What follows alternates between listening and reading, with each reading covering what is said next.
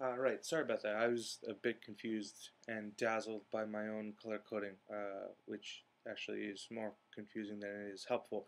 But at any rate, you will notice that this particular Excel sheet probably looks familiar. In column B, you have the actual identity of the pictures. So I've rearranged everything with regards to this Excel sheet for you. You don't have to worry about it. But basically, what you need to do is just start copying, and that's what I did here. So you see mean particle area, and that corresponds to, in the row 1 mean particle area, you just put this in, and then you just copy. You hit Apple C, right, and then come down here, and you want to hit Shift Apple and T, and that will transpose the information, meaning that if the two cells are one on top of the other, when you hit transpose, this cell moves out over here. So it basically pastes horizontally, right? So that's what you want to do, because this needs to be in a horizontal format and this is in a vertical format. I probably should have anticipated that this.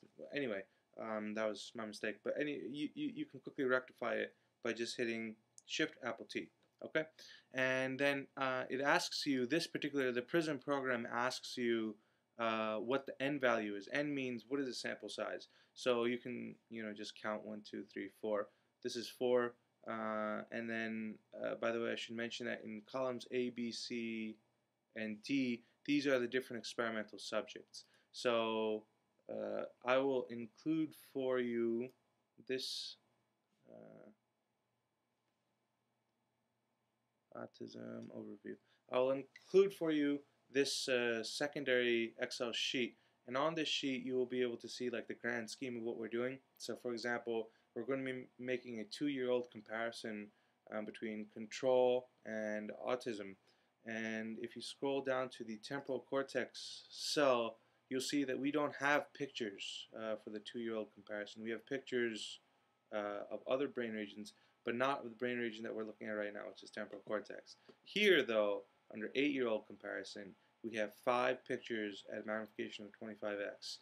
But we don't have pictures of 1907. We don't have temporal cortex pictures. So we're going to lump the 8-year-old comparison into the 13-year-old comparison. So we're going to compare these 5 pictures at 25 magnification with these 26 pictures at 25 magnification, and then so by the way, this is a control, right? And that over here, this is a second control. So we have 2 controls and then 3 autisms, right? So these are the 3 sets of pictures from 3 separate autistics. And that's what we're comparing right here. You see M806, this is the control, and then 4899, 4305, and 4315 are the autistics. So in the case of the white matter comparison, I'm comparing specific brain regions. So again, you don't have to worry about what's being compared to what, because I've already arranged that for you. But just make sure that you go to this Excel sheet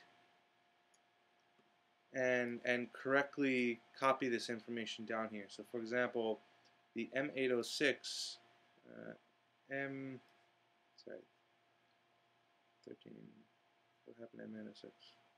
Oh, right. So M806 is a 13-year-old control. So make sure that you write down here, because you know that this is superior temporal cortex of M806. So in column A, you write M806, and this is a 13-year-old control. And then you just repeat that. So correctly label the columns, and then, as I was saying before, just Apple C, and then over here, Apple Shift T, put in the number of experimental subjects, which is 4, and then continue on for 4899, 4305, right, 4305, and then 4315. So let me make your lives a little bit easier by sharing with you a shortcut I kind of figured out. Since you're going to be transposing horizontally, and this is vertical, what you can do with regards to median particle area just as an example, click here, then hit the Apple key, hold it down, select this white space, and then just repeat all the way down. You'll save a lot of time. Repeat this whole process, and then hit Apple C, right, to copy it. Now create a new sheet. So I probably mentioned this before. Actually, I think I'm running out of time. Let me start a new video.